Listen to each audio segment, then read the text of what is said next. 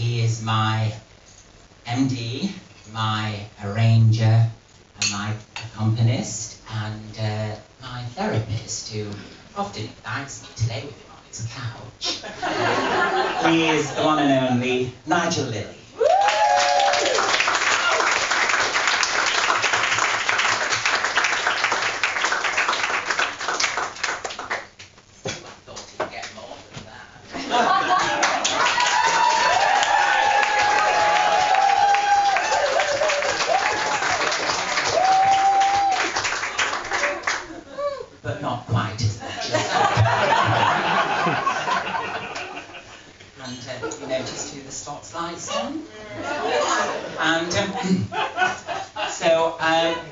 Anyway, I got to London and I met the producer of this TV show called The Comic Strip Presents.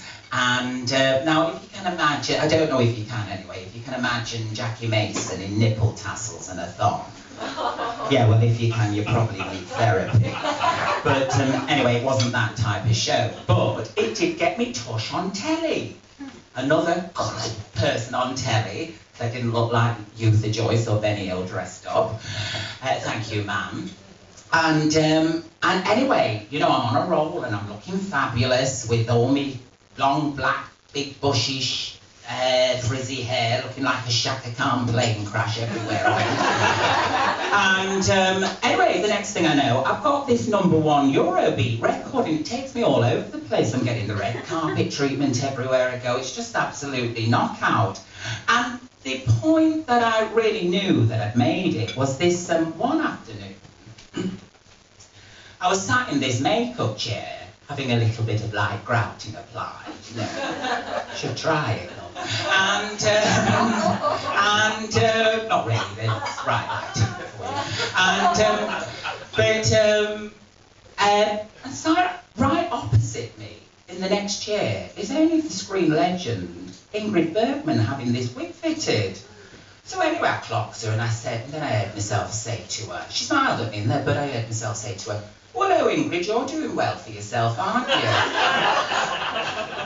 But anyway, she was very, very nice, and then she started telling me all her whole old Hollywood stories, and about this film, her film, The Inn of the Six Happiness, which was a brilliant film, but she went into detail, and she said, but they wouldn't allow them to film it in China, so they had to film it in this village in Wales, next to where Richard Burton was born.